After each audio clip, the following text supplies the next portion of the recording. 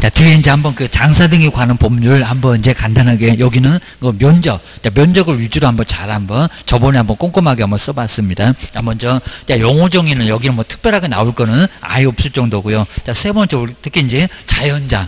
자연장지가 이제 면적 같은 거 자꾸 내고 있습니다. 자, 먼저 화장했던 유골. 자, 그 골분을 바로 이제 수목이나 나무 밑에다가 이제 우리 수목장 많이 생각할 겁니다. 화초라든지 잔대 등 그냥 밑에다가 묻는 거. 요게 바로 이제 자연장. 그래서 자연을 해치지 않게 쪽입니다. 그래서 이제 세 번째 자연장.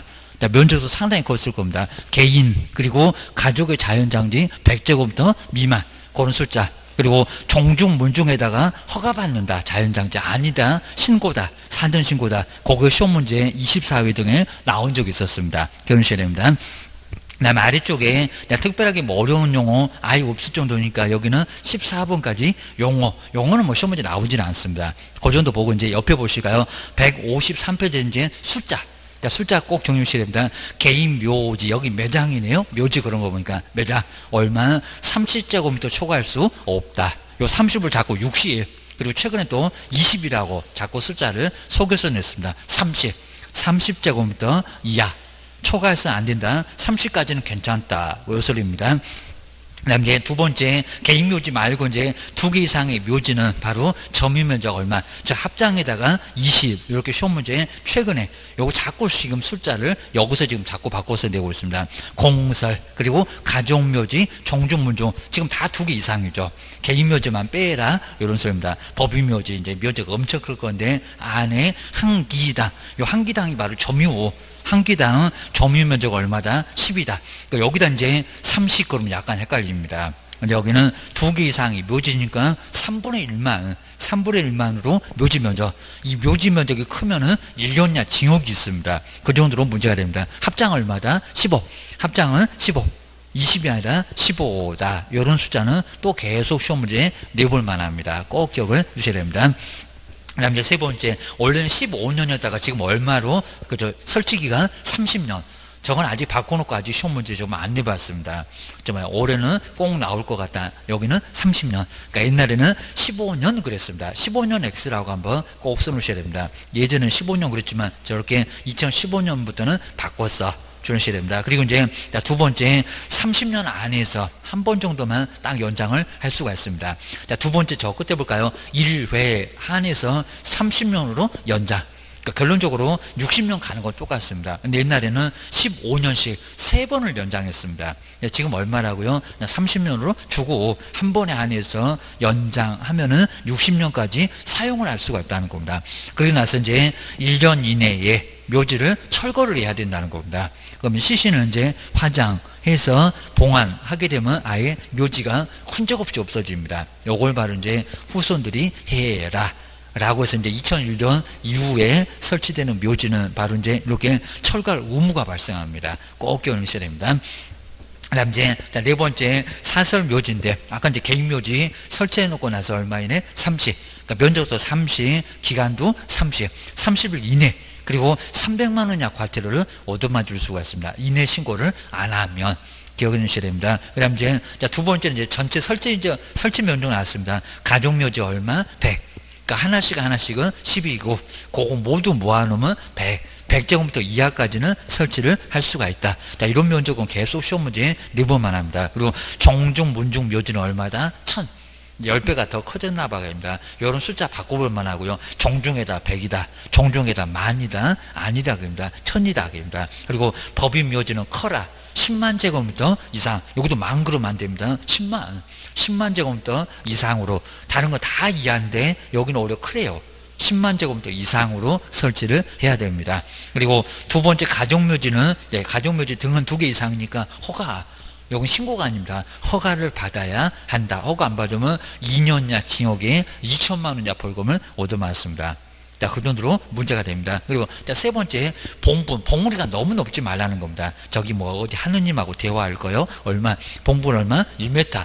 1m 이하니까 1m를 넘어서는 안 된다는 겁니다. 딱 1m까지만 봉우리 해야 됩니다. 그 다음 이제 평분 얼마? 반토막 50cm. 자, 저렇게 이제 평평하게 되면 분묘기지권 없다. 라고 했었던 게 바로 50cm.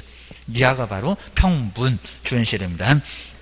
이제 5번은 이제 자연장지 보실까요? 개인 그리고 가족의 자연장지 이렇게 조성하고자 하면 30일 이내에 조성해놓고 나서 신고만 해주면 됩니다.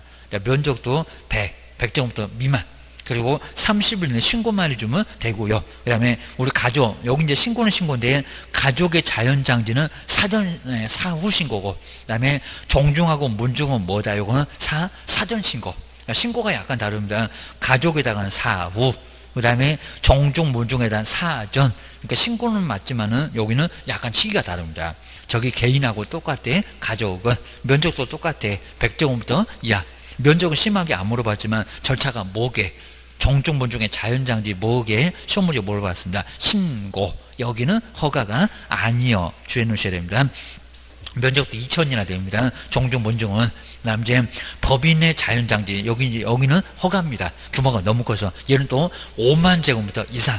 면적까지 심하게 안 낼 것 같긴 하지만 그래도 절차는 허가인가 신고인가 요건 꼭 정리하셔야 됩니다. 1번, 2번 둘 다 신고 시기만 약간 다르고 그리고 법인의 자연장지는 규모가 너무 크니까 얘는 허가 받아라. 불특정 다수 5만 제곱미터 이상이니까 허가 받아 라고 해놨습니다. 남제 여기 이제 뭐 6번째는 설치해서는 안 된다.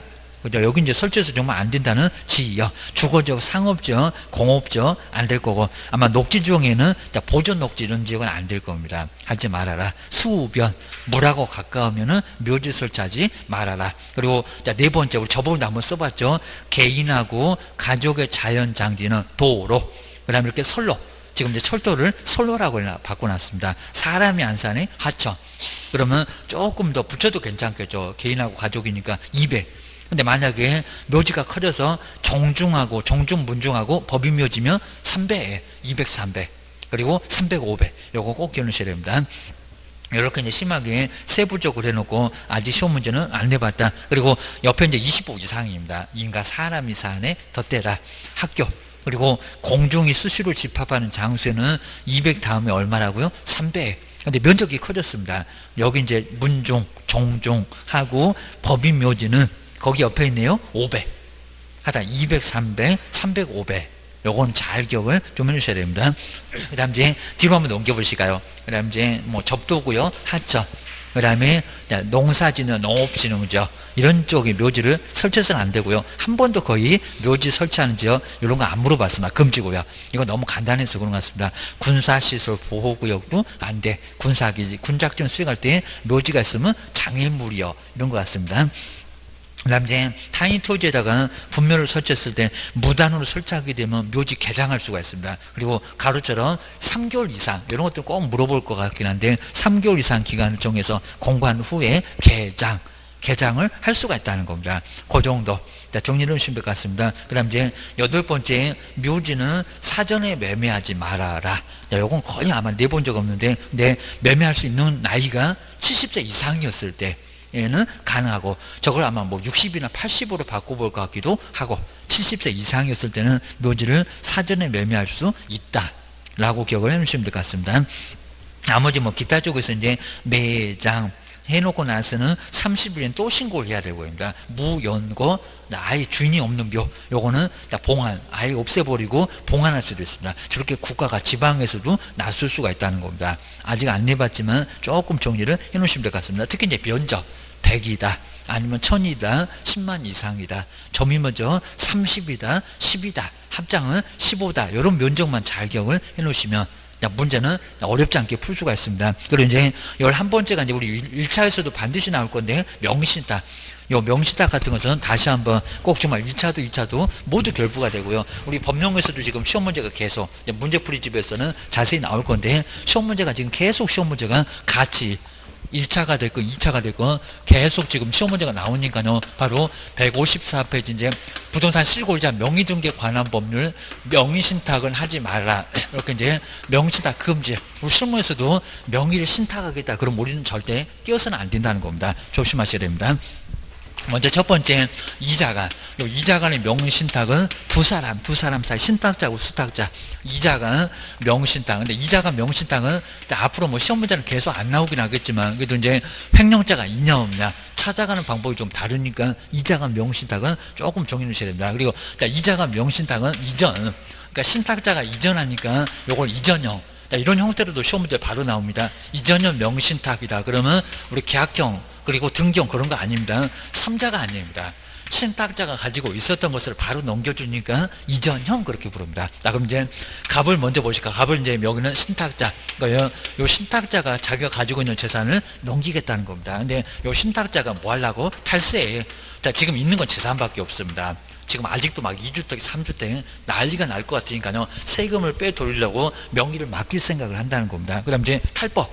요 탈법은 이제 있는 것도 빚밖에, 있는 거 빚밖에 없어갖고 경매 당할 것 같으니까 경매 안 당하려고 법을 위반할 목적으로 탈법한 목적으로 신탁을 하게 될 거라는 겁니다. 자, 그러면서 이제 누구한테요? 을한테. 이런 식으로 해서 이제 명의 좀 받아줘 라고 이제 수탁자한테 명의를 맡기게 될 거라는 겁니다. 자, 그럼 이제 명신탁 약정을 하게 될 건데 명신탁 약정 효력을 인정해 줄까 안 해줄까요? 자, 합의를 하는 거 인정 안 해주겠죠. 지금 빼돌릴 건데 이거를 뭘 해주겠냐 라고 해서 이제 명신탁 약정은 뭐다? 무효다. 요거 채권에 할 건데 둘이 열심히 합의를 봐봐라. 효력 있다 없다? 없다. 줄 수가 없다는 겁니다. 그리고 수탁자 앞으로 지금 등기가 넘어왔습니다. 명신탁 등기 효력이 있다 없다? 없다. 이걸 보호해 줄 수가 없다는 겁니다. 그러면 채권행위도 무효, 등기도 뭐? 무효. 지금 을한표 등기가 돼 있을 건데 효력이 있다 없다? 없다. 주의하셔야 됩니다. 근데 우리 수탁자 가지고 있으면 좋을 건데 또 팔아치워 하면서 이제 우리 병한테, 요 병한테 바로 제3자입니다. 제3자한테 팔아치울 겁니다. 근데 민법에서는 선의 그리고 악의 이런 거 막 다 따질 겁니다. 근데 선의가 됐건 그리고 악의가 됐건 악이란 소리가 명신탁 약정이 있었다는 사실을 알았다는 겁니다. 알았으면은 이 사람은 자기는 아예 등기만 가지고 있고요. 아예 처분권 자체가 없다는 겁니다. 그런 걸 이미 알았을 때도 악의가 이제 알았다. 요 알았다고 하더라도 효력이 있다 없다. 그러니까 민법에서는 비지는 표시가 되건 아니면 사기가 되건 착오가 되건 선의만 보호해주고요. 악의는 보호를 안 해준다는 겁니다. 이미 뻔히 알았는데. 근데 여기서는 알았다고 하더라도 신탁을 알았다고 하더라도 누구요? 제3자가 소유권 취득한다 못한다? 한다. 여기 유효가 된다는 겁니다. 유효. 그러면 소유권 누가 취득한다고? 제3자가. 아예 악인데도 제3자가 뭐요? 소유권을 취득할 수 이건 있다는 겁니다. 그럼 아주 엉뚱한 소리. 명신탁 약정을 제3자가 안 경우는 효력이 없다. 아니 등기가 무효다? 아니다. 등기 유효라는 겁니다. 아주 줘버리자는 겁니다. 그래야 저기 신탁자가 악의를 입증해도 못 찾아가니까 괜히 맡겨놨네. 괜히 맡겨놨다가 팔아쳐도 못 찾아가네. 너 후회하게 만들 거라고 했잖아. 조심해야 됩니다.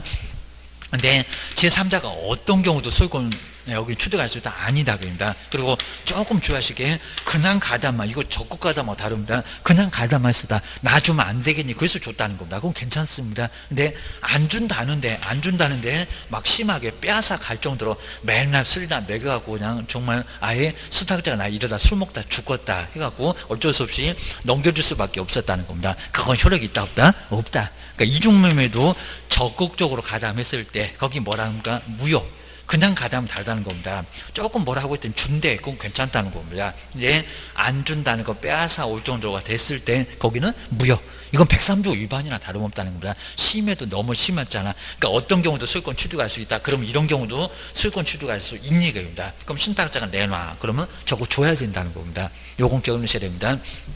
이 정도고요. 그 다음 이제 여기서 이제 우리 수탁자가 팔아치웠네요. 팔아치웠을 때 수탁자가 얻어맞는 게 횡령.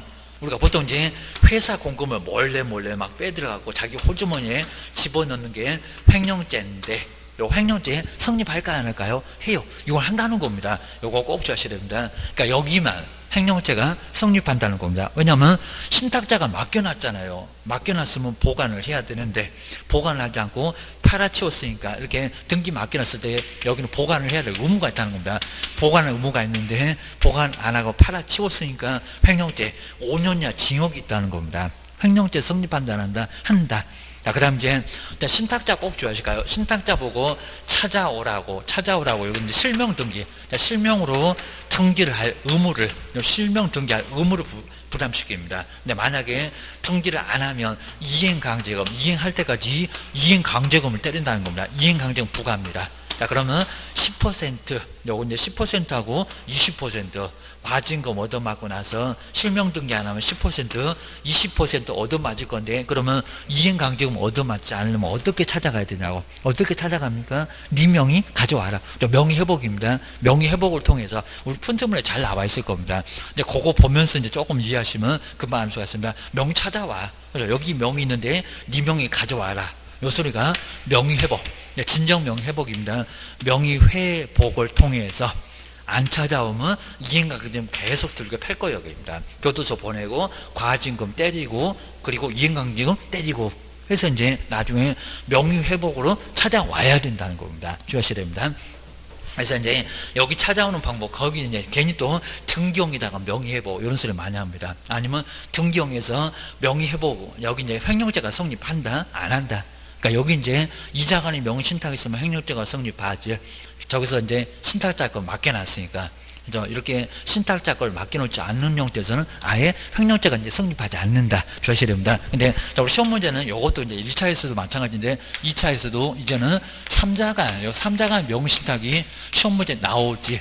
자, 지금 우리 법령에서는 계약형 한번 내면 등기형 나오고, 등기형 한번 나오면 계약형 나오고, 지금 사이좋게 꼭 이렇게 번갈아 가면서 작년도에는 등기형, 계약형 나왔습니다. 그전에는 등기형 나왔고, 그럼 올해는 등기형 나올 확률이 또 큽니다. 자꾸 계속 낸 건 아니고 번갈아 가면서 내고 있습니다. 그래서 이제 올해 좀 나올 수 있는 가능성이 좀 더 큰 게 바로 등기형. 요 등기형이 바로 이제 등기형. 근데 요 등기형은 중간을 생략합니다. 중간 생략형. 근데 이런 명칭으로도 바로 시험 문제 냅니다. 중간 생략형에서 신탁자가 자기 앞은 등기 안 해. 왜? 탈세하려고, 탈법하려고. 라고 중간 생략형이라고 합니다. 중간을 생략하는 명신탁. 이라고 정의를 하셔야 됩니다. 그럼 이제 그 신탁 약정 뭐, 그리고 등기 효력 뭐, 횡령죄 성립한다 안 한다, 찾아올 때 어떻게 찾아와야 된다, 아주 복잡하게 물어봅니다. 먼저 보실까요? 여기 이제 매도인, 그러니까 여기 이제 3자간이라는 게 매도인 한 명 더 낍니다. 아까 이제 신탁자, 수탁자 2명, 그러니까 이자가 2명. 가지고 있던 것을 넘깁니다. 근데 여기는 사서 맡긴다는 겁니다. 그래서 이제 매도인이 껴요. 그리고 여기 매매는 아무 문제가 없다는 겁니다. 사고 파는 건 유효인데요. 사고 팔아서 나중에 사고 팔면서 산 후에 빼돌리니까 거기서부터 문제가 된다는 겁니다. 먼저 여기서 그럼 이제 매수인입니다. 근데 여기 매수인이 바로 누구다? 신탁자. 이렇게 신탁을 할 사람이 뭐를 하려고? 여기도 탈세하려고, 있는 거 재산밖에 없으니까 빼돌리려고, 그리고 있는 것도 빚밖에 없으니까 내 명의로 하고 있으면 경매당한다 라고 할 거니까 탈법을 목적으로 바로 빼돌리는 형태가 바로 여기입니다. 산다. 주의하셔야 됩니다. 그 다음에 여기도 마찬가지입니다. 그리고 이제 명의를 누구한테요? 여기 이제 중간에 이제 명신탁 약정을 합니다. 누구하고? 병하고. 수탁자한테 내가 사줄 테니까 네가 받아줘 라고 이제 수탁자하고 명신탁 약정을 합니다. 명의신탁, 명의를 맡기자라고 약정을. 근데 이런 약정은 빼돌리니까 여기 의사표시가 문제가 있어서 그런 게 아닙니다. 신탁할 생각이 있고요, 신탁할 표시가 정확하게 의사표시는 딱 일치한다는 겁니다. 근데 목적이 안 좋아. 목적이 명신탁 약정보다 무효. 요거 뭐 유효되는 경우가 아예 없습니다. 무효다. 자, 그러면서 이제 누구 앞으로요? 신탁자 앞으로 등기 안 한다는 겁니다. 이렇게 등기를 하지 않고. 그러니까 등기를 안 하니까 중간을 생략한다는 겁니다. 사기만 사고 등기는 누구한테 넘어간다고요? 을을 건너뛰고 중간을 생략하고 갑에서 병으로 이렇게 넘어간다는 겁니다. 그러면 등기가 물권 변동인데, 등기 물권 변동은 효력이 있다 없다? 채권행위가 됐건 물권 변동이 됐건 물권행위가 됐건 채권행위, 물권행위 모두 다 무효. 여기는 보호를 해줄 수가 아예 없다는 겁니다. 빼돌리는데 국가가 이걸 어떻게 도와줘? 라고 무효. 자, 그 다음 이제 또 누구한테요? 수탁자가 제3자에게 팔아치웠네 하다. 제3자는 아주 눈물나. 여기는 선의가 됐건 뭐가 됐건 악의를 잘 보세요. 악의도 묻지 말라는 겁니다. 뭐 한다고요? 여기는 유효인데 너무 심한 것만 딱 하나 빼깁니다. 적극가다. 안 판다 하는데 여기도 그냥 아주 손을 끌어다가 그냥 이거는 도장 아주 찢게 만들 정도로 무효. 그냥 가담해라. 너무 심할 정도로 적극가다. 선량 풍속이나 기타 사회 질서를 발할 정도로 너무 심했다. 주의하셔야 됩니다. 그다음 이제 횡령죄가 성립하나 안 하나, 우리 판례를 바꿨다는 겁니다. 그럼 이제 수탁자가 제3자한테 팔아치웠다. 왜냐하면 사다가 맡겼으니까. 처음에는 사다가 맡겼으니까 보관해라 라고 횡령죄가 성립했었다는 겁니다. 근데 지금은 횡령죄가 성립한다는 판례를 바꾸어서 횡령죄가 성립하지 않는다. 근데 않는다고 시험 문제가 아직은 우리 법령에서도 판례를 바꿔놓고 이거 판례를 변경시켰다는 겁니다. 판례를 변경시켜서 판례 변경하기 어려워요. 법적인 안정성 때문에 판례를 이렇게 둔갑시키게 되면 불안해서 못 산다고 합니다. 판례 변경할 때 전원합의체 구성해서 이거 판례를 손들여서 바꿨다는 겁니다. 이 정도로 판례 변경해서 지금은 횡령죄가 성립한다 안 한다? 안 한다. 왜냐하면 등기를 안 하고 바로 넘겼으니까 가지고 있었던 것을 넘겼으면 저기처럼 횡령죄가 성립할 건데 안 해. 횡령죄가 성립하지 않아요. 주의하셔야 됩니다. 그 다음에 여기도 마찬가지입니다. 신탁자 보고 찾아와 라고 하면서 이제 여기도 안 찾아오면 실명 등기 안 하면 자기 명의로 등기를 안 하면 뭐로 간다고요? 이행강제금. 이행강제금은 10% 20% 계속 얻어맞습니다. 계속은 아니고 두 번째인데 10% 얻어맞고 첫 번째, 두 번째는 20% 얻어맞고 두 번째 요건 이제 끝인데 이행강제금 얻어맞습니다. 그러면 찾아와야 될 건데 어떻게 찾아올 거냐고 합니다. 먼저 그러면 여기서 이제 꼭 줄게. 먼저 등기업명신탁에서는 소유권이 누구한테 있다. 요거 자꾸 어려우십니다. 등기업명신탁은 소유권 누구한테 있다? 매수인 아니요. 신탁자 아닙니다. 그럼 수탁자 더 아니요. 등기 무효인데 누구라고요? 매도인. 꼼짝 않고 여기. 그러니까 여기에 원래 소유권이 있었으니까 누구라고요? 소유권 매도인. 그러니까 여기는 소유권 자체는 계속 여기 매도인에게 계속 있다는 겁니다. 매도인 자리에 있으니까 네가 이 자리에 앉아라. 얘를 빼고 나서 네가 이 자리에 앉아. 이게 뭐라고요? 우리 매도인. 그죠? 여기서 매도인이 뭐 주장할 일이 없으니까 매도인. 네가 매도인 빼버리고 네가 그 자리에 앉아라. 라고 뭐라고요? 매도인 대위. 매도인 대위를 주장해서 찾아오라는 겁니다. 그러면 등기 무효죠. 등기 무효면 다시 매도인 쪽에다가 등기 돌려놓고 아주 이게 바쁩니다. 그리고 누가요? 자기 자리에 앉아서 그입니다. 그래서 이제 우리 작년도 문제가 조금 어려웠을 건데, 자, 그래서 이제 우리 신탁자가 매매를 주장해서 소유권 이전 등기 청구할 수 있다. 맞잖아요. 이런 문제가 바로 작년도에 나왔었다는 겁니다. 그건 어렵진 않았을 것 같긴 한데, 여기는 매매에 기해서, 매매는 유효하니까 매매에 기해서 등기 무효라고 주장해놓고 나서 그리고 소유권 이전 등기 청구할 수 있다. 맞잖아요. 매매에 기해서 소유권 이전 등기 청구할 수 있다. 그죠? 매도인 대위를 통해서 등기 넘겨줘.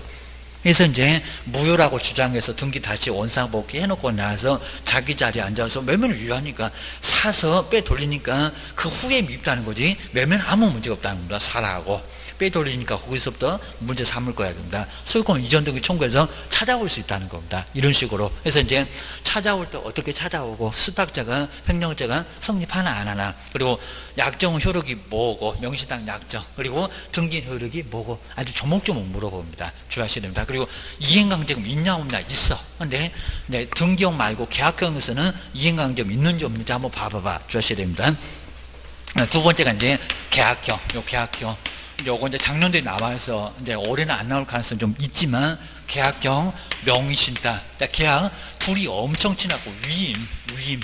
우리 법령에서 우리 항상 우리 개업 보고 우리 위임이라고 관리 잘해라 맨날 그럽니다. 둘이 얼마나 친하면 위임을 주거냐고. 3억 주고 네가 가서 사와라. 나성동에 아파트 하나 사놔라. 요 소리가 이제 등기형 말고 계약형 명의신탁. 자, 그러면 여기서 이제 우리 갑이, 우리 매도인 쪽인데 갑이 매도인. 근데 여기서는 누가 사냐면 병이라는 사람은 매수를 하는데 매수인은 병이라는 겁니다. 매수인. 근데 누가요? 수탁자가. 여기는 수탁자가 직접 돈을 받아서 삽니다. 신탁자가 사는 게 아니라는 겁니다. 여기는 수탁자가 위임을 받아서 그 돈까지 받아서 수탁자가 계약한다는 겁니다. 그럼 울은 요 신탁자는 안 나타나요.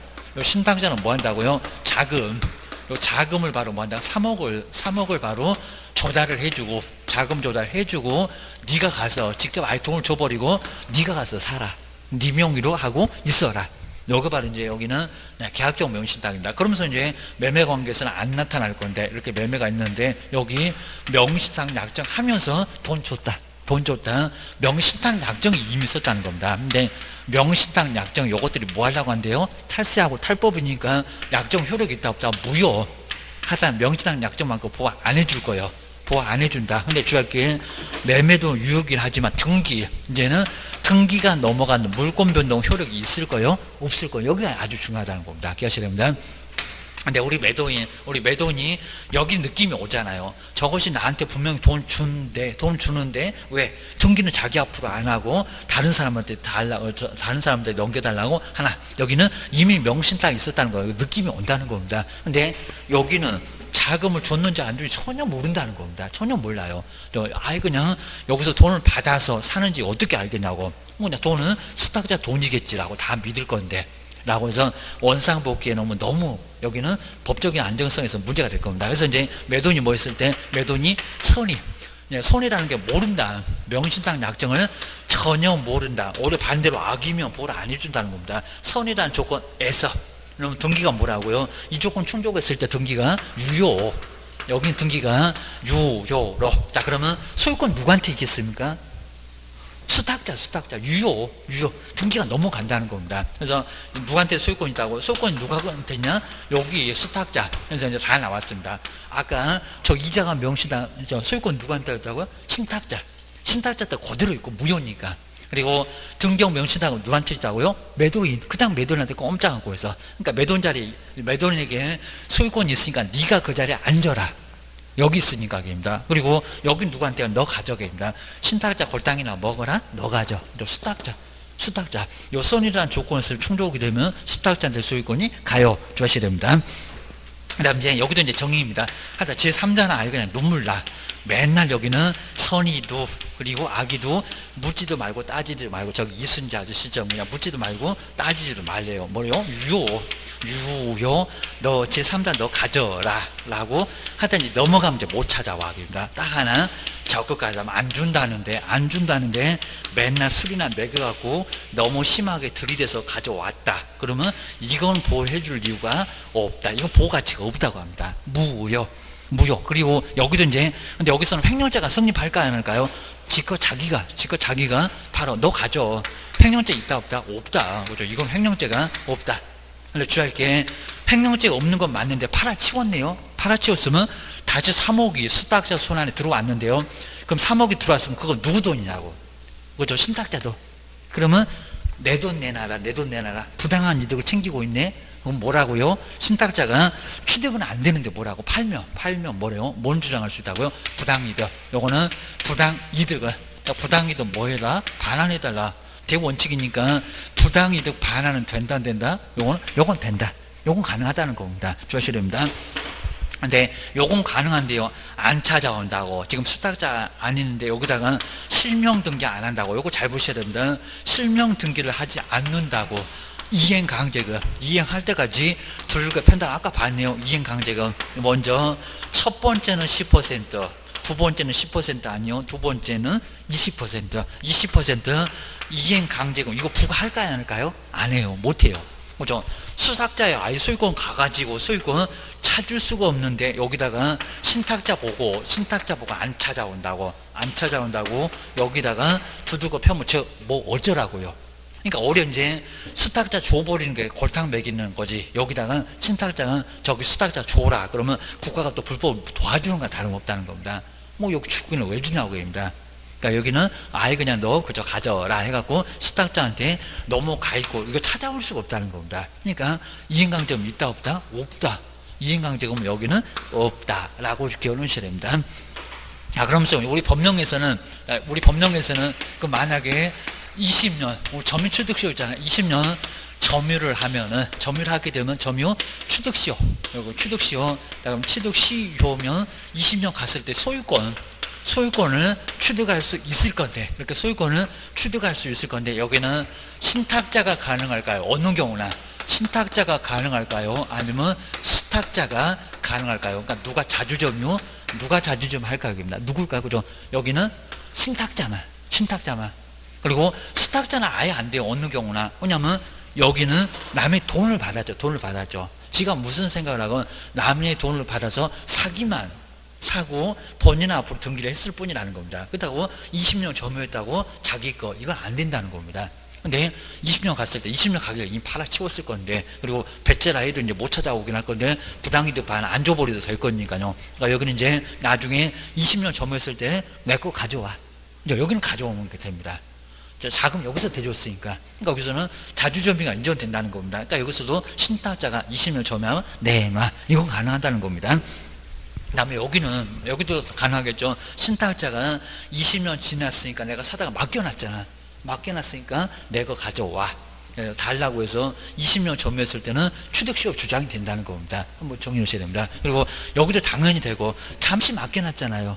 근데 중간에 당연히 20년 되기 전에 팔아치웠을 건데 계속 가지고 있으면 20년 점유 취득시효 주장해서 다시 가지고 오는 건 가능하다는 겁니다. 한번 보셔야 됩니다. 그리고 우리 문장에서 여기 이전형 명신탁은 신탁자가 보유한, 이런 문장이 나옵니다. 신탁자가, 그리고 보유 또는 소유한, 이렇게 보유한, 그리고 부동산, 이런 소리가 나올 겁니다. 가지고 있는, 그러니까 가지고 있었다 두 사람, 신탁자가 바로 넘긴다, 요거 일입니다. 그 다음 이제 여기는 문장이 벌써 나온 게 중간 생략형 명신탁은 신탁자가 매수, 신탁자가 매수, 여기입니다. 신탁자가 매수하여, 신탁자가 매수하여, 매수한 거 보니까 매돈도 있구나, 삼자구나. 그리고 매수하여, 이렇게 매수하여 수탁자에게, 이렇게 이제 이런 문장이 나오게 되면 신탁자가 샀대네, 그러면 요거는 그죠, 중간 생략형 명신탁. 신탁자가 자기가 사서 자기 앞으로 등기 안 해. 이런 소리가 매수하여 수탁자에게로 등기, 이런 식으로 넘어간다는 겁니다. 그러니까 문장이 뻔히 나타나요. 그리고 여기는 누가 돈 줬다네 소리가 나옵니다. 누가요? 신탁자가. 이렇게 신탁자가 자금 얘기가 나옵니다.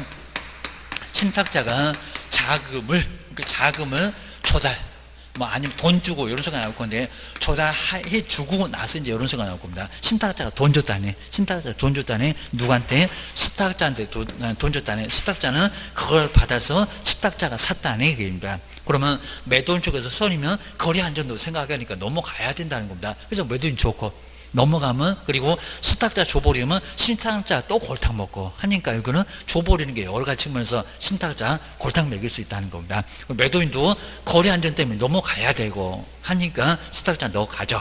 소유권 수탁자 가지고 있다. 횡령죄 성립하지 않는다. 못 찾아간다. 그리고 이제 나중에 팔면 부당이득 반환인데 돈 죽었냐고 합니다. 배째를 하면서 통장 다른 쪽에다가 돈 다 해서 나중에 압류하려고 해도 돈이 없어 라고 할 겁니다. 부당이득, 말만 부당이득 정리하셔야 됩니다. 이런 소리가 이제 바로 이제 요게 문장 몇 개만 보면 요거 등경이다, 계약경이다, 저 이전형이다, 금방 알 수 있다는 겁니다. 근데 올해는 요거 말고 요게 나올 시기, 요건 작년에 나왔고, 그리고 요것도 지작년에 나왔는데 바로 요게 바로 올해는 요게 나올 거예요. 지금 계속 한 번은 요거 내고 한 번 요거 내고 작년도에, 그리고 그럼 다시 요거 내겠지, 계속 케이스 문제로 계속 내고 있다는 겁니다. 꼭 기억하셔야 됩니다. 자, 우리 문제풀이 이제 다음 주부터 이제 바로 할 건데 거기서 이제 보게 될 겁니다. 자, 그다음 이제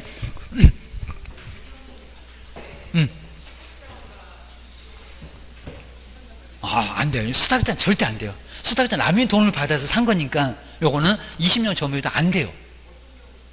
그렇죠? 어떤 경우가 다 마찬가지예요. 여기도 신탁자가 돈 주고 내 돈, 내 거, 점유취득시효 여기 다 마찬가지입니다. 그리고 여기도 마찬가지고 여기는 사다가 지금 맡겨놓은 거니까 20년 가면 내놔. 요건 가능합니다. 요건 어느 경우나 다 신탁자가, 여기도 신탁자, 여기도 신탁자. 돈 받았잖아요. 여기 그냥 돈만 받아서 남의 돈 받아서 사는 거니까 이건 자주가 될 수가 없어요. 무조건 타주. 자, 그렇게 보셔야 됩니다. 근데 우리 법령에서는 점유취득시효까지 우리 법령에서는 더 심하게 물어봤습니다. 꼭 주의하셔야 됩니다. 그 다음에 뭐 용어는 아예 뭐 안 봐도 될 정도, 하여튼 신탁자, 명신탁, 약정. 자, 155페이지에서 이제 거기 이제 박스 아래쪽에 신탁자, 수탁자, 그건 안 봐도 될 정도. 그리고 자, 명신탁의 내용 거기 나오네요. 바로 자, 원칙. 하여튼 목적을 불문하고 탈세 탈법이니까 뭐가 된다 안 된다? 안 된다. 무효.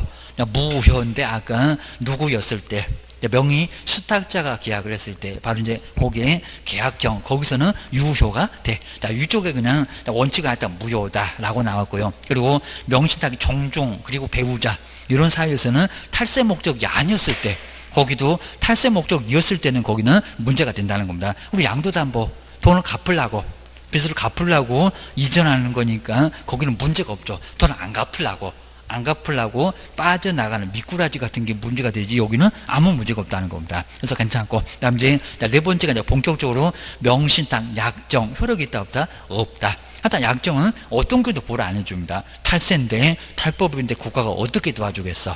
라고 해서 보호가 된다 안 된다? 안 된다. 주의하셔야 됩니다. 그다음 이제 이렇게 판례를 바꿨다. 등기용 명신따.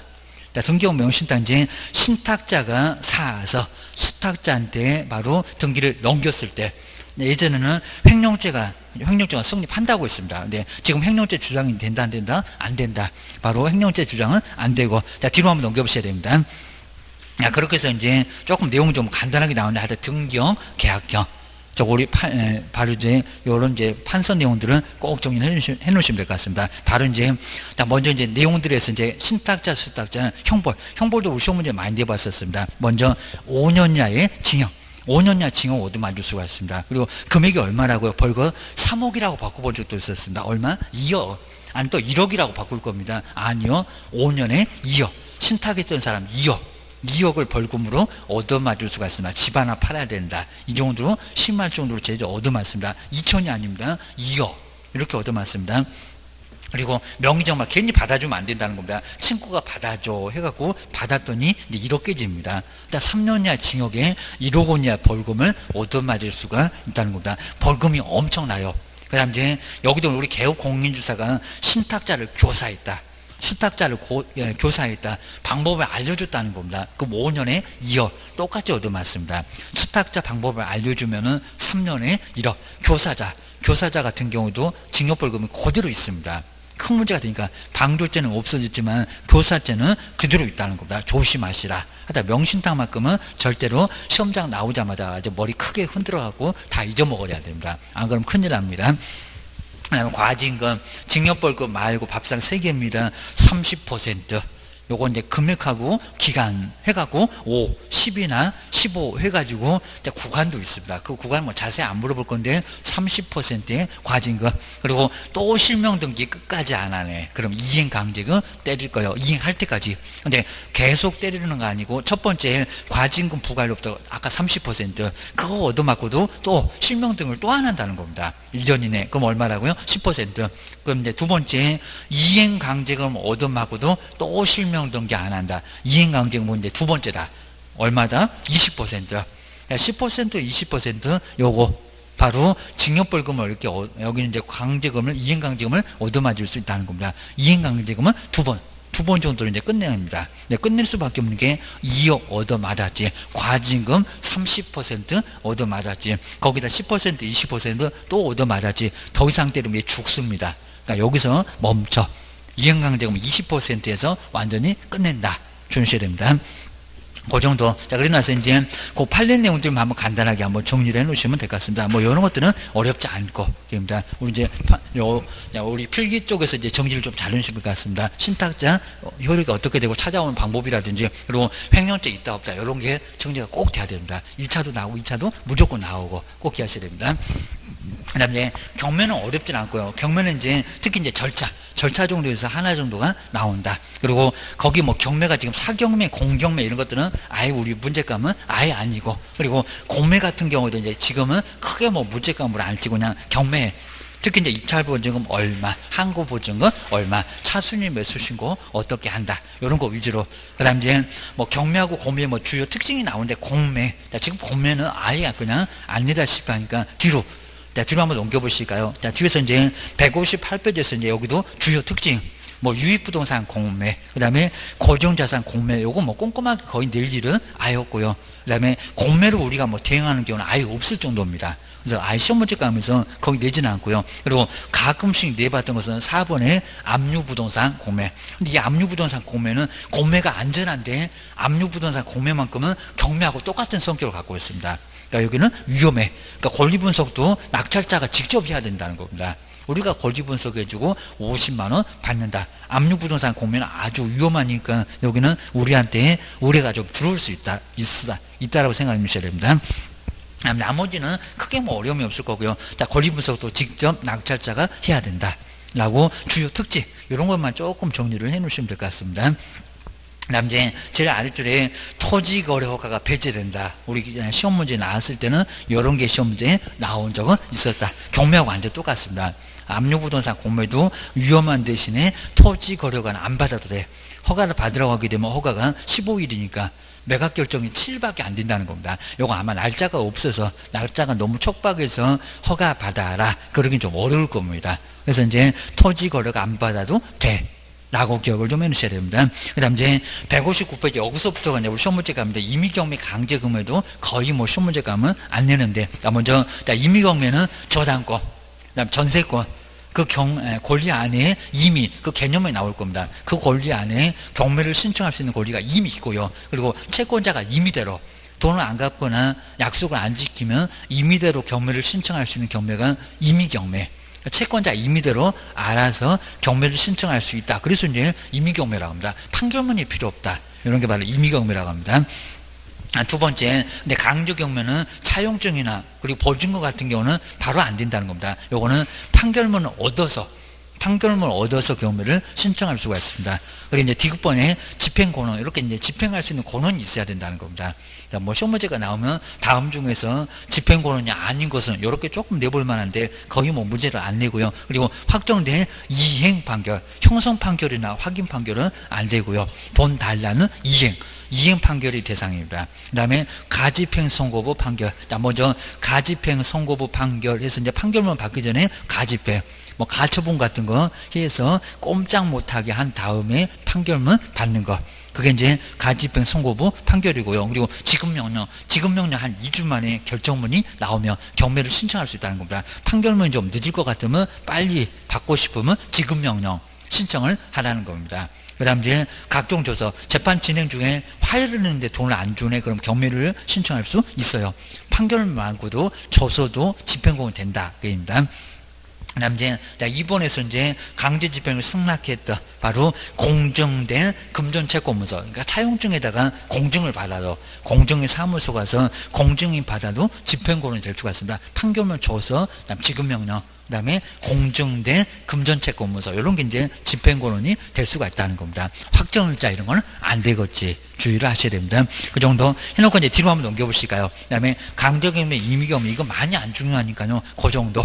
자, 그 다음 이제, 여기서 이제 매각 준비부터 시작해서 이제 입찰 보증금, 요런 거 위주로 봐주시면 됩니다. 자, 먼저, 정보 입수가 이제 법원 게시판, 요런 쪽에다 내놓으니까 그걸 통해서 경매 정보는 입수를 해볼 수가 있습니다. 신문 보면 또 나와요. 라고 해서 이제 신문 공고 등에 나옵니다. 그리고 뭐 PC 등을 통해서도 확인을 해볼 수가 있고, 뭐 이런 거 뭐 문제감은 아닐 거고요. 그래서 민사집행과에서 이제 현황조사, 여기서 이제 임찬조사는 바로 현황조사, 그리고 목적물 평가는 감정평가 해서 이제 매각 물건 명세서를 바로 작성해서 두면은 그거를 다 볼 수가 있다는 겁니다. 그렇게 해서 이제 물건 분석하고, 이제 오른쪽 와도 괜찮습니다. 권리가 이제 모두 소멸되는 게 소재주의. 아까 이제 봤었던 것처럼 근저당. 저기 있네요. 항상 소재되는 근저당. 그리고 함유. 이런 것들이 있으면 그 아래는 모두 소멸합니다. 자기부터. 그리고 이제 인수주의는 유치권이나 예고 등기나 이런 것들은 법정지상권 이런 것들은 인수를 할 수밖에 없다는 겁니다. 소멸되느냐, 인수하느냐, 이런 것만 위주로 조금 정리를 좀 해놓으시고요. 자세히 물어보진 않으니까 그 정도. 그리고 뒤로 한번 넘겨보실까요? 자, 뒤에서 이제 요 경매 절차에서 이제 얼마, 이런 게 이제 우리 시험 문제 가면서 여기서부터가 이제 시험 문제 나와. 그리고 먼저 첫 번째, 채권자가 경매 비용을 먼저 내고 부동산 소재지에 지방법에다 경매를 신청합니다. 이런 과정은 뭐 묻지는 않고요. 그리고 경매 준비를 법원에서 하고, 뭐 조사 같은 것도 하게 될 거고요. 그 다음 이제 세 번째 보면 법원에서 경매 개시 결정 해서 이제 바로 이제 뭐 최고 통지 등을 한 다음에 바로 경매를 시작하는 절차를 바로 결정을 하게 됩니다. 경매 시작할 거요 라고 하게 됩니다. 신청 들어오면 한 이틀 만에 경매가 시작됩니다. 그 다음 이제 여러 사람들 보라고, 법원에 오라고 입찰 공고를 하고, 그러니까 여기서 이제 신문 등에 광고를 내니까 저기 예납 비용이 2%에서 5% 정도 들어갑니다. 1억 정도 되면 한 200~300은 들어가. 경매 신청할 때 먼저 비용을 내야 된다는 겁니다. 이렇게 이제 공고를 하고, 그러고 나서 이제 그 공고로부터 14일 이후로 이제 최초의 매각길, 물건 파는 매각길이 잡혀요. 라고 이제 정리만 해 놓으셔야 됩니다. 뭐 저런 14일은 거의 내보진 않습니다.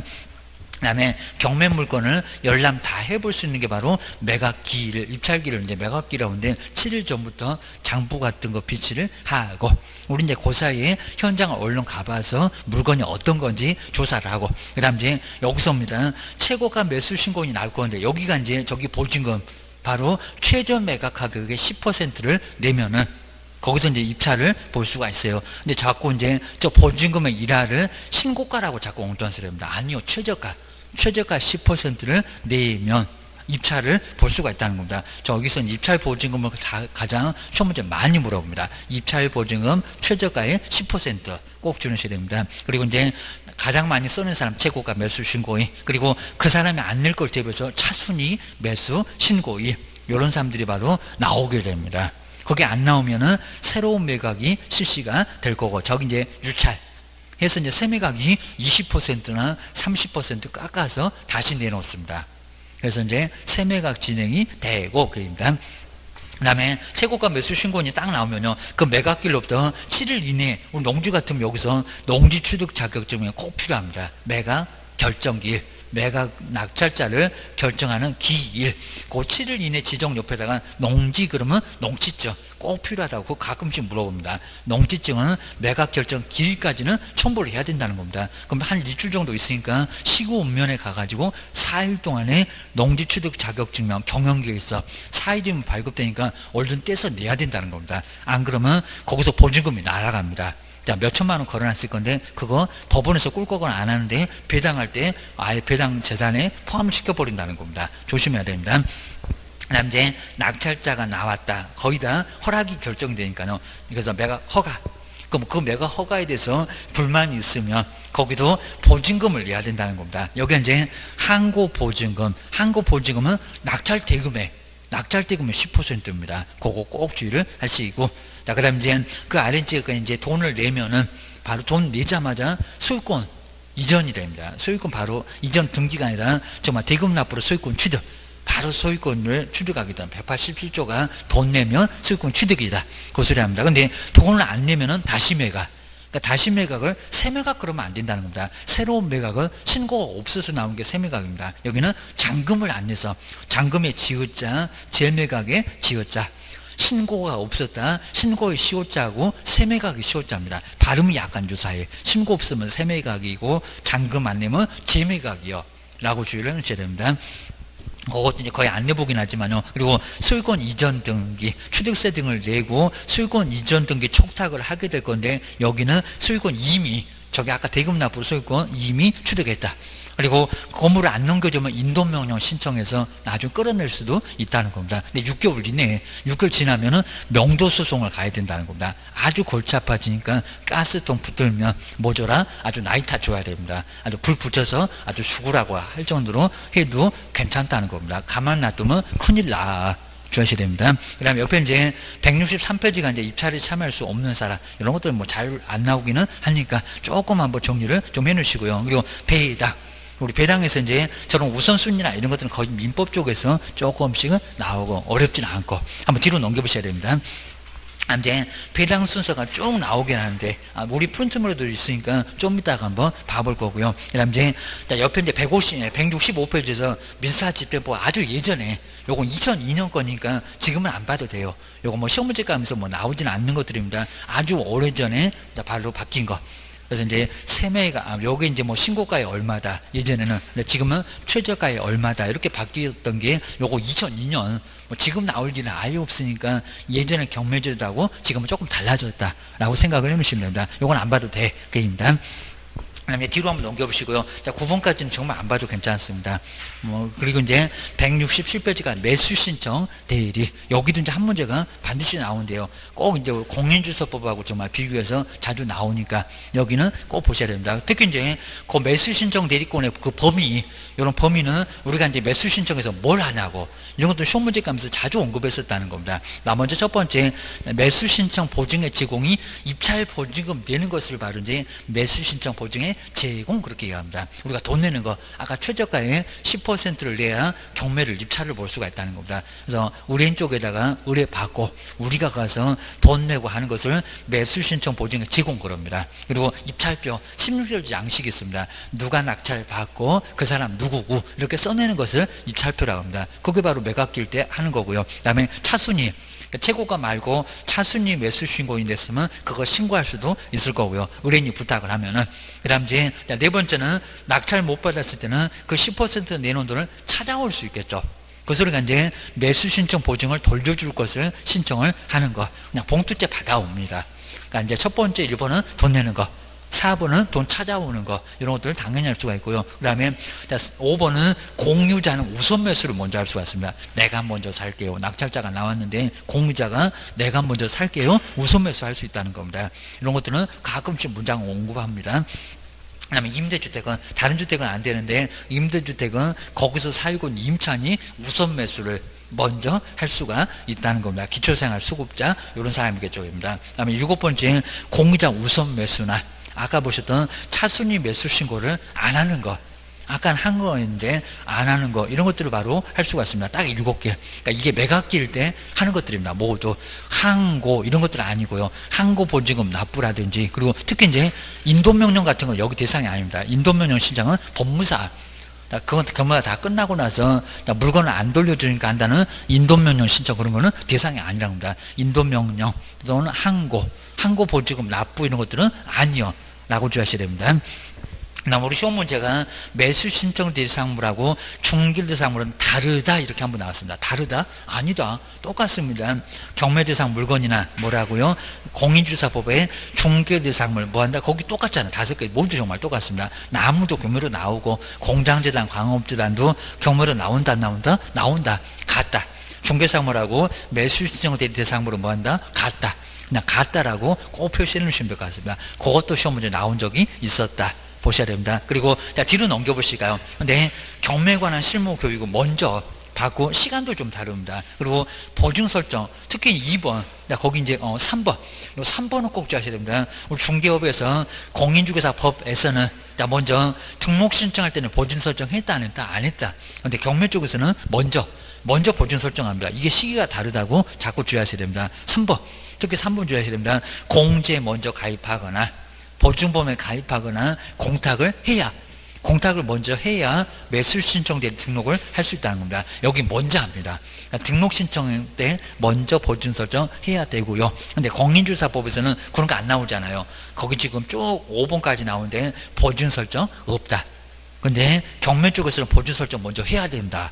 라고 주의하셔야 됩니다. 그리고 여기 결격사유 비교하면서는 낼만한 내용은 정말 아닙니다. 바로 5개하고 옆에 우리 결격사유 법령에서 상당히 많아서 12개 그런 것들은 뭐 비교해서 나오진 않고요. 그리고 이제 14일은 시험 문제 내봤습니다. 매수 신청들이 14일 만에 등록증 교부 근데 중개업 며칠 만이라고요? 일주일 만에 소식이 왔을 적입니다. 7일 이내에 등록 통보 그리고 저기 14일 이내는 등록증 교부입니다. 완전 등록증 줘버립니다. 보증 설정 다 했던 거니까 14일 만에 매수 신청 대리 등록증 교부 그 14일 이내 옆에다 등록증 교부라고 써놓으실까요? 그 다음에 7일 이내는 등록 통보는 여기만 등록 통보는 공인중개사법만 일주일 정도 등록 통보 해주고 나서 거기서부터 통보받고 나서 보증 설정해 그랬습니다. 그 다음에 옆에 이제 169페이지에서 여기 이제 교육시간이 달라요. 우리 중개업에서는 28에서 32. 근데 여기는 얼마라고요? 32에서 44. 꼭 비교해서 시간 좀 잘 좀 써놓으셔야 됩니다. 자, 그거 정리를 해 놓으시고요. 그 다음 이제 우리 공인중개사법에서는 시도지사가 우리 보고 실무교육 받으래. 근데 여기는 우리 경매 쪽에서는 달라요. 법원 행정처장. 동그라미 3번째 저기 끝에 가면 이제 법원 행정처장이 있을 건데 법원 행정처장이 협회 등에서 받으라고 실무교육 기관을 바로 법원 행정처장이 지정을 해줍니다. 바로 이제 법원 행정처장이 지정해준 교육기관에서 실무교육 받아야 합니다. 거기 법원 행정처장, 중개업은 시도지사 꼭 한번 나눠보셔야 됩니다. 보증 설정 금액 똑같은데 아직 안 내봤는데 중개업이 됐건 그 다음에 매수 신청 됐건 보증 설정은 금액 똑같습니다. 주된 사무소 2억, 부사무소 1억입니다. 그리고 보존 의무 쪽에서 확인 설명서가 여기는 얼마라고요? 매수 신청대리 확인 설명서 5년.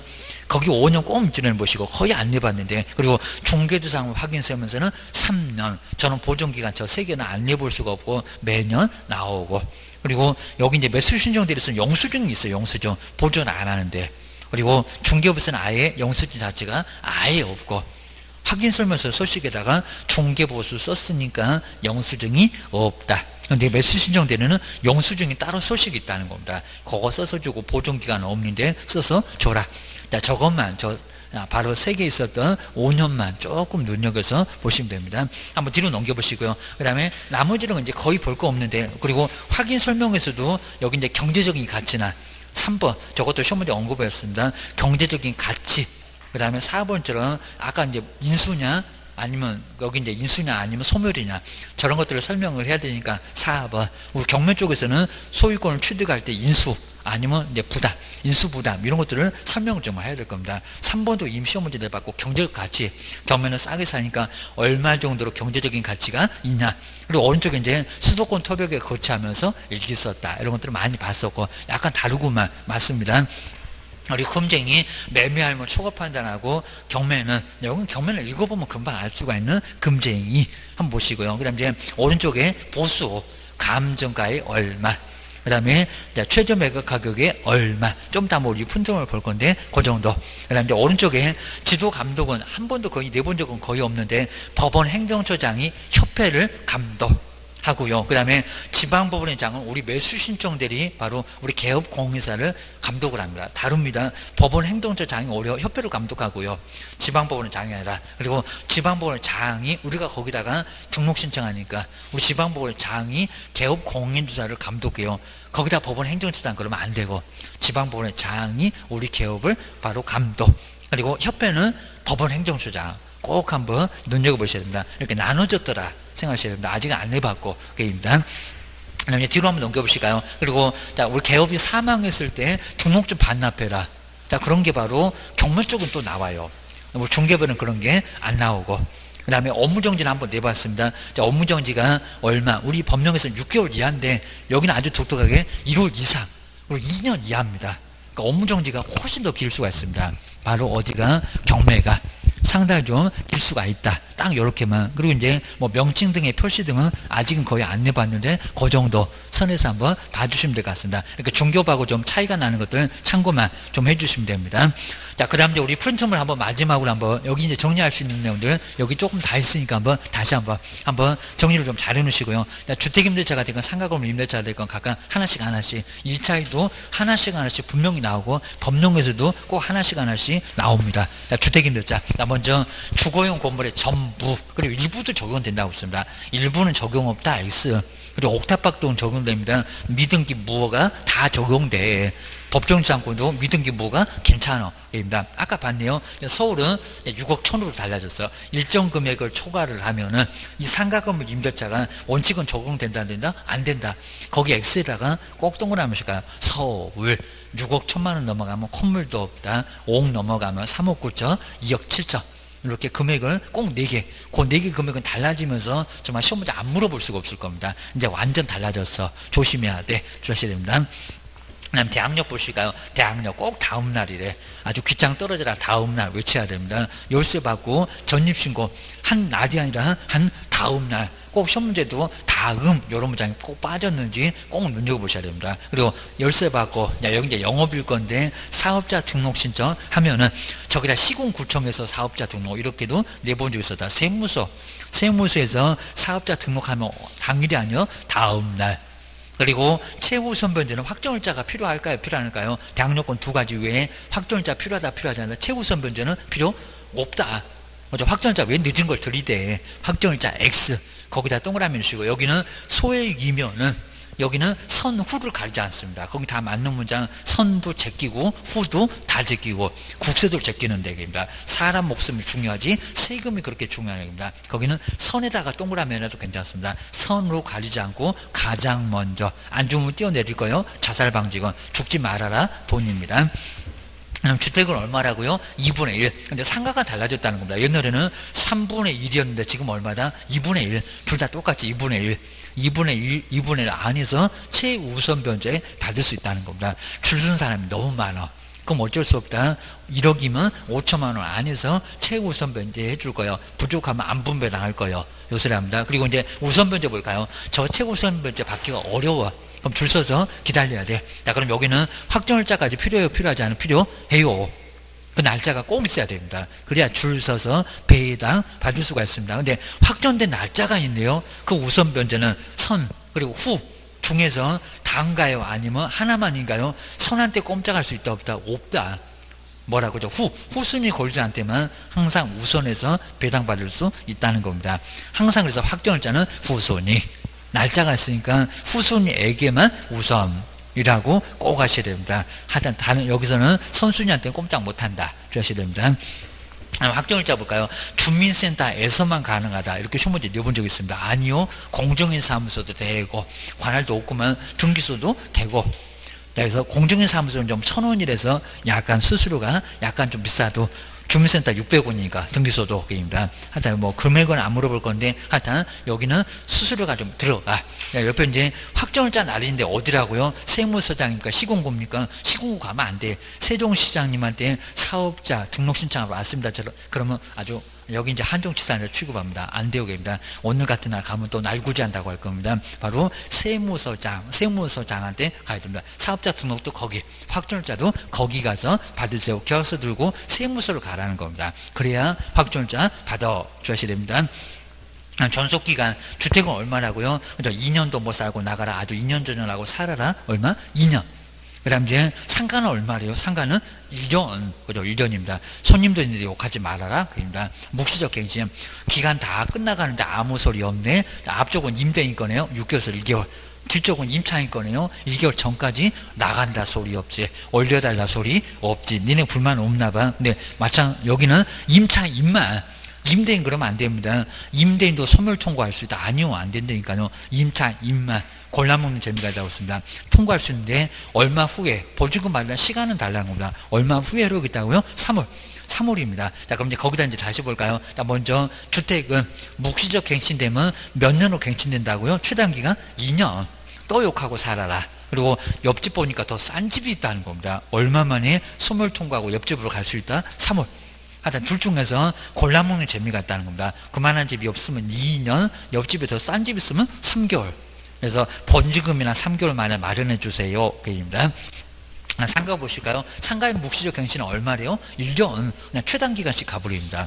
그리고 상가도 얼마라고요? 3개월. 3개월 후에는 효력이 발생한다는 겁니다. 그리고 갱신합시다. 뭐 주택에다 비싸게 인테리어니 그렇게 해도 청구를 못한다고 합니다. 5년 영업할 때요. 옆에 볼까요? 적용. 적용 범위를 이렇게 초과를 해도 적용해 줍니다. 아까 6억 천을 넘어가도 요 갱신요구, 대항력, 갱신요구 권리금만큼 보호해 줄게. 그리고 총 얼마라고요? 5년. 요거 우리 법에서 자꾸 2년, 3년 자꾸 엉뚱한 소리는 5년 동안 영업해야지. 요걸 막 10년으로 연장하려고 하고만. 하여튼 5년 안에서 갱신요구 할 수가 있다는 겁니다. 갱신합시다 그러면 예. 아까 8가지 사유가 아니면 얘밖에 못 돼. 완전 형성권이요. 주셔야 됩니다. 그다음 증액청구 보실까요? 주택 얼마라고요? 5%. 20분의 1도 똑같은 소리니까 20분의 1이나 5% 써놓으시고요. 자, 지금 이제 상가는 달라졌다. 얼마라고요? 구간이라 55. 완전 바꿔버렸습니다. 저 적용금액하고 5% 그거 두 개가 달라졌어. 많이는 안 달라졌어. 우리 1년 경과될 때마다 주택도 마찬가지입니다. 5%씩은 올 수가 있어. 하지만 상가도 이제 3분의 1에서 2분의 1. 그리고 상가는 9%에서 5% 아주 똑같이 맞추려고 저러나봐. 주시됩니다. 근데 차임 전환은 바꿀 수가 없을 겁니다. 여는 얼마라고요? 5%. 여기 이제 차임 전환 10%. 그리고 기준금리에 그리고 얼마를 더한 연 3.5%를 더한 여기 연 3.5%를 더한 그래야 됩니다. 곱하는 게 아니라입니다. 주택은 그입니다. 그 다음에 상가 박스 볼까요? 연 얼마라고요? 연 12%. 그리고 기준금리에다가 얼마라고? 4.5입니다. 4.5 곱해라 요 소리입니다. 배가 하기입니다. 그 중에서 낮은 거 뒤쪽이 다 낮아. 상가도 주택도 뒤쪽에 기준금리 이쪽이 더 낮을 수밖에 없다는 겁니다. 좀 더 계산해 볼 거예요. 그 다음에 임차권 승계 보실까요? 사실혼자하고 몇 촌 이내 친족이 공동을 승계한다고 그죠? 2촌입니다. 뭐 3촌, 4촌 그럴 수도 있으니까 2촌. 형제자매까지가 딱 2촌입니다. 그리고 임차권 등기 명령은 기간이 끝나가는데 돈을 안 내주네. 어디 가도 못하네. 그러니까 대항력 우선 변제권이 계속 유지되는 조건. 그리고 아예 이게 없었으면 아예 우선 변제가 발생하는 조건. 대항력도 발생하는 조건으로 임차권 등기 명령 여기 청구할 수 있다는 겁니다. 비용 청구 당연히 임대인한테 청구할 수 있다. 이것도 시험 문제 많이 내봤다. 그럽니다. 두 번째, 임차권 등기 명령 후, 그 이후에 소액 임차인이 들어온다고 해도 무슨 변제는 없다. 무슨 변제 없대요? 최우선이래요? 우선이래요? 아니, 둘 다 없대요? 아니요. 하나만. 그죠? 최우선 변제 거기 없다. 근데 단 뭘까요? 단. 우선 변제는 된다, 안 된다? 된다. 자, 우선 변제는 후순위에게도 임차권 등기 명령 후에도 그 사람한테는 인정된다는 겁니다. 기다려봐야 소용없어. 나중에는 뛰어내릴 일이 생길 건데 당장은 죽지 말아라. 그런 것 같습니다. 그 다음에 부적용. 주택은 임차인이 법인이었을 때 적용된다 안 된다. 원래는 적용이 안 되는데 거기에 토지주택공사. 그러니까 여기는 바로 주택공사, 지방공사하고 중소기업법에 의한 법인만 적용. 그러니까 원칙은 적용이 안 되는데 가로권은 적용이 된다. 라고. 뭐 차라리 그냥 주택은 임차인이 법인 옆에다 X를 쏘는 게 더 좋을 것 같습니다. 그리고 가로의 세 군데 법인만 적용된다 라고 하시는 게 더 나을 것 같습니다. 그 다음 이제 일시사용 적용된다 안 된다? 안 된다. 이것도 시험 문제 많이 나왔었고요. 사용됐자 보증금이 없어, 월세도 없어. 그리고 잠시 휴양 연수 목적이다 적용 없어. 그렇게 짧은 것으로 보호해줄 이유가 없다. 그런 것 같습니다. 그 다음에 3천만 원을 차임으로 바꿀 때, 요 3천만 원 차임으로 바꿀 때 꼭 한번 정리를 한번 해 놓으셔야 됩니다.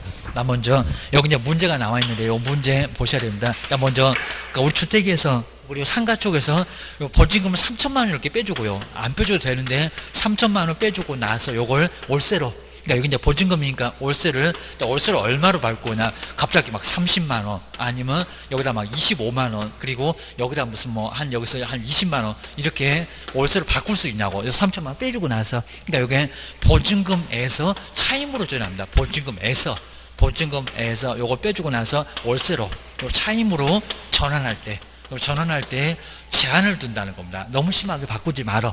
그럼 이제 먼저 첫 번째로 주택 보실까요? 주택은 만약에 요거 계산해보라면 문제가 나왔습니다. 첫 번째, 연 몇 퍼센트? 10%. 그 다음에 두 번째가 이제 기준금리에다가, 기준금리가 1.5인데, 거기다 얼마를 더하라고요? 연 3점. 여기다 이제 연 3.5%를 더할.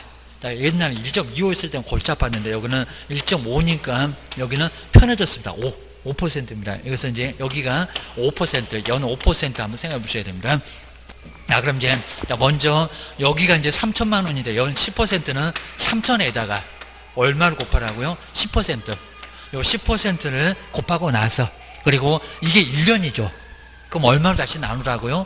이제 이게 월로 할 거니까, 그럼 연이니까 12로 다시 나눠줘야 됩니다. 그러니까 10%한 후에 이렇게 하면 안 되고요. 여기다가 12로 다시 나누셔야 됩니다. 그럼 요게 이제 한 25만 원 나올 겁니다. 근데 25만 원 요게 아닐 거예요. 요놈은 좀 높을 거예요. 한번 보셔야 됩니다. 그다음 이제 여기 이제 3천만 원입니다. 3천만 원에다가. 그리고 여기다 이제 얼마로 곱하라고요? 여기는 5%.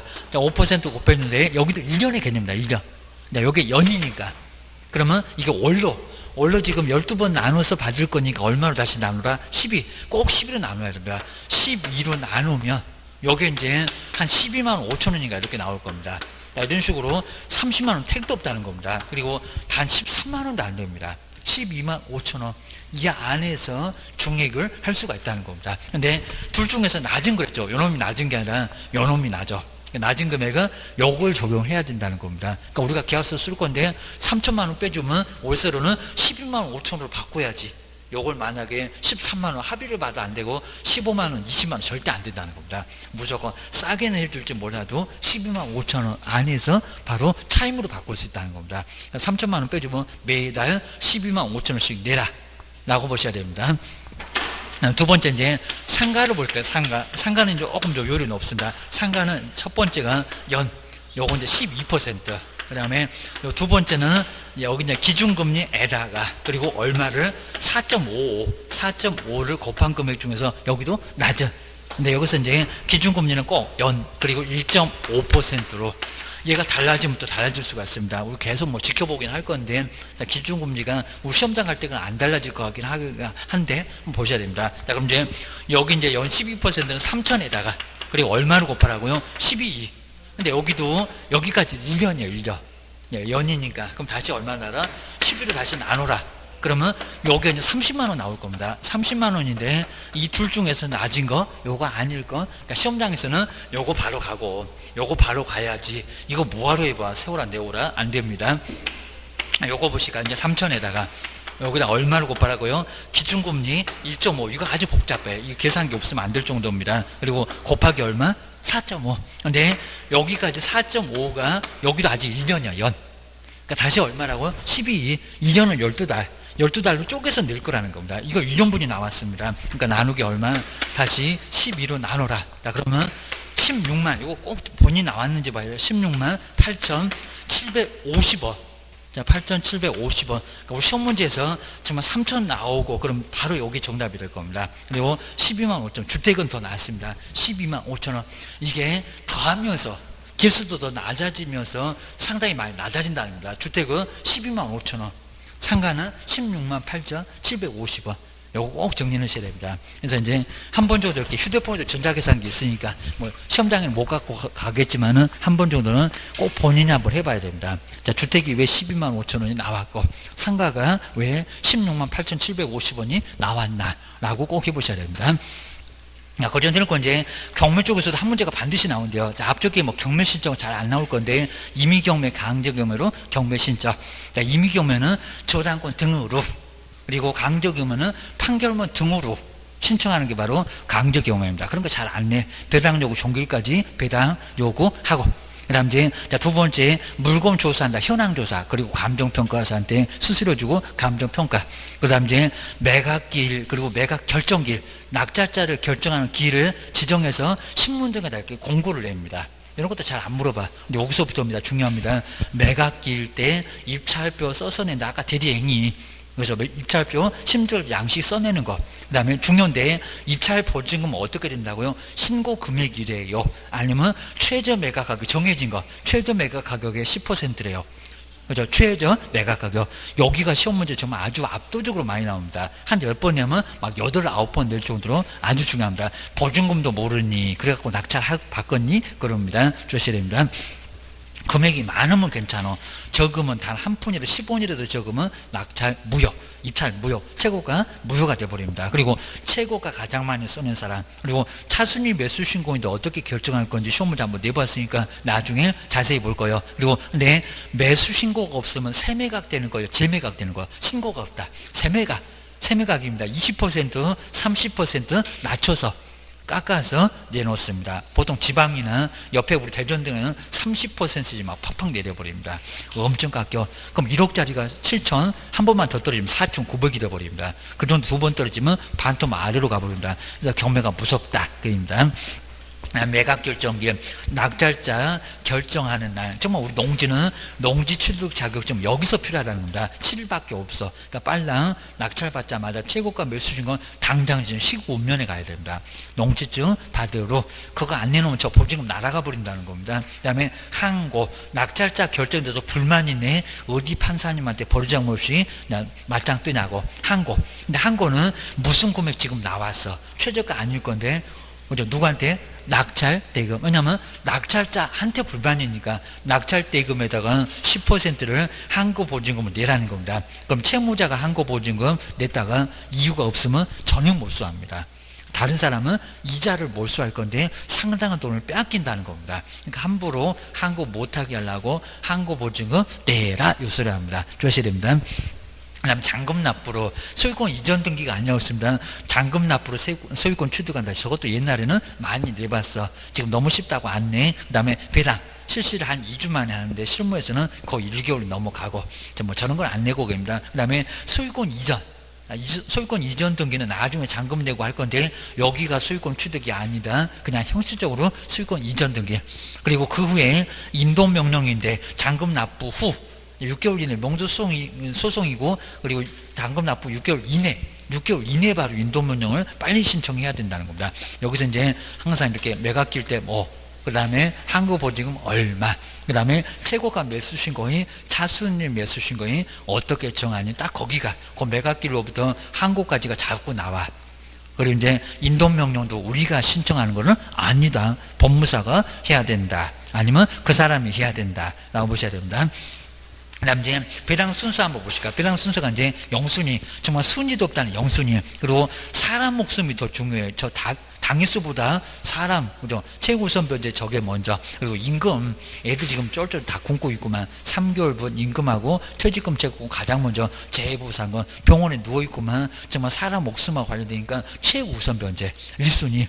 요 순서가 맞는 것은, 순서가 빠른 것은 해서 내보기도 했었습니다. 그리고 저 당에서는 세법에서도 한번 내봤습니다. 재산세, 종합부동산세, 그 목적으로 해서 발생한 세가 증여세, 상속세, 여기는 양도소득세나 취득세나 부가가치세가 없다. 그거 당일세 외에 순서가 누가 빠르냐에 따라서 누가 빠르냐 늦느냐가 정해져 있습니다.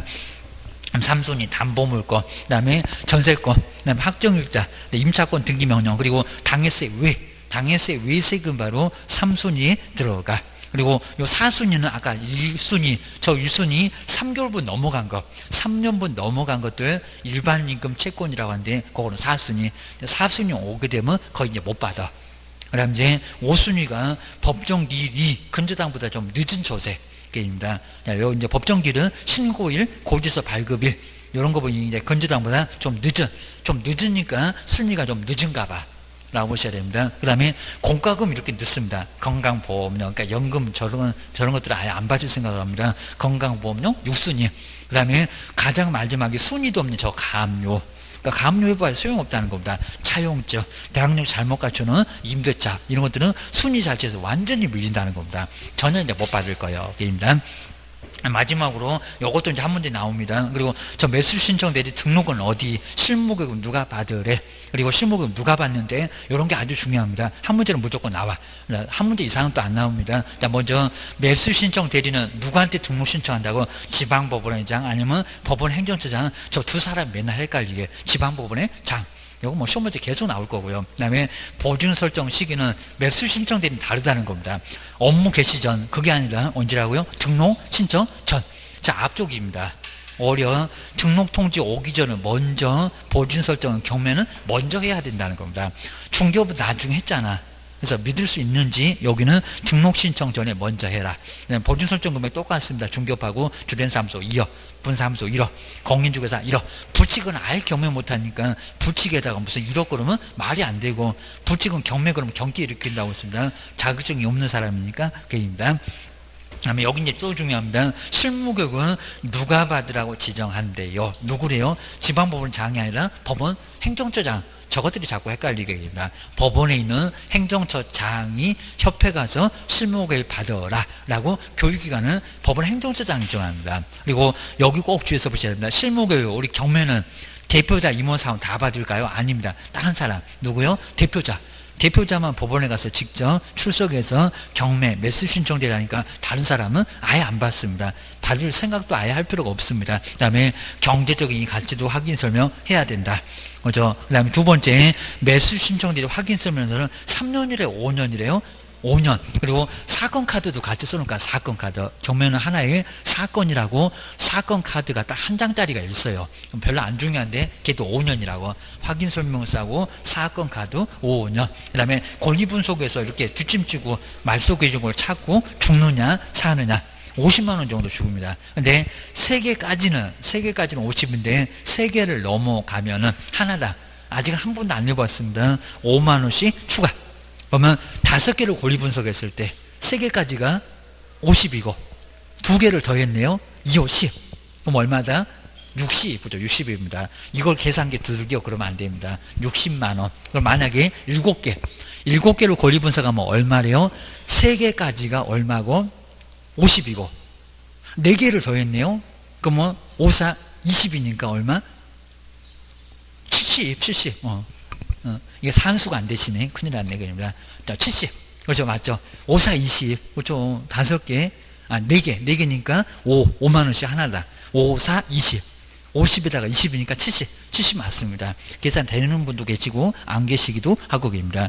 시험장 가면 바로 그냥 쉽게 알아내야 되고 계십니다. 아주 심하게 내보지 않을 것 같은데, 그리고 매수 신청들에서 감정가에는 몇 %, 최저 매각 가격에는 몇 % 이렇게 정해져 있습니다. 감정가 몇 %라고요? 1%입니다. 1.5 그러면 안 되고요. 뭐 감정 쌓였습니까? 그러고 있습니다. 그 다음에 최저 매각 가격 얼마라고 글자 수가 많으니까 큰 숫자 1.5입니다. 감정가 금액이 좀 높으니까 적은 숫자, 최저 금액이 적다고 했으니까 1.5로 해야 균형이 좀 맞습니다. 그거 심하진 않을 건데 숫자가 좀 적다, 금액도 적다, 글자 수가 많다, 글자 수도 여기도 많은 것처럼 금액도 크다. 그 다음에 실비 교통비입니다. 교통비 얼마라고요? 50 말고 얼마? 30. 교통비 30만원이면 되겠죠입니다. 30만원, 50만원, 어디 뭐 전국 일주 갔다 올 거예요? 말이 안 될 겁니다. 그리고 너무 가까워. 그럽니다. 집이 법원 옆이래요. 그러면 엎어지면 딱 코다우니까 받지 마라. 그럽니다. 등록증 받나? 우리 중개부에는 없지만 개업 공인주사가 사망하면 7일 이내에 세대를 같이 하는 사람이 반납을 해야 된다. 꼭 문제가면 아닐 것 같아요. 근데 중개부하고 좀 달라. 그 다음에 우리 간판 철거도 아직 안 내봤는데 등록주소는 등록주소 사실을 표시할까요? 간판을 철거를 할까요? 여기도 똑같아요. 간판 철거. 근데 우리 중개부에는 이런 게 없었습니다. 업무정지 받으면 매수 신청 때는 업무정지 사실을 뭐 한다고요? 표시. 거기 옆에다가 중개업 X, 중개부는 없었다고. 근데 경매 쪽에서는 어떻게 망신스럽게 업무정지 사실을 출입문에다가 표시를 해야 됩니다. 저 정지 먹었습니다. 라고 아주 망신스럽게 정지 먹었다고 사실을 표시를 해야 된대요. 그래서 이제 이렇게 나눠서 보시면 될 것 같습니다. 내가 하다 보증금 얼마고, 그 다음에 누가 여기서 이제 실무교육 받는지, 누가 받으라고 하는지, 그 다음에 매수 신청들이 어디다가 등록하는지, 그거 위주로 정리하시면 거의 충분할 겁니다. 많이 복잡하게 절대 안 내고, 그입니다. 이 정도에서 이제 어느 정도 정리를 좀 해놓으시고요. 이제 다음 주부터는 이제 문제풀이 이제 교재도 나와 있으니까 문제풀이를 좀 여러 번, 한 2-3번 정도까지는 꼭 한번 해봐야 됩니다. 그래서 꼭 자세히 해보면서 이제 문제가 어떻게 나온다. 그리고 거기도 이제 기출문제가 좀 소개될 건데 또 내용 정리도 하면서 이제 자세히 또 볼 거니까 문제풀이도 꼭 끝까지 한번 잘 해보시면 될 것 같습니다. 뭐 혼자 해야지 그러시면 거의 안 되고요. 일단 같이 하면서 하고 나와서 한번 풀어보면서 한번 이제 본인이 한번 나름대로 정리를 하시면 될 것 같습니다. 고생 많으셨고요. 다음 주에 뵙겠습니다. 고맙습니다. 고맙습니다.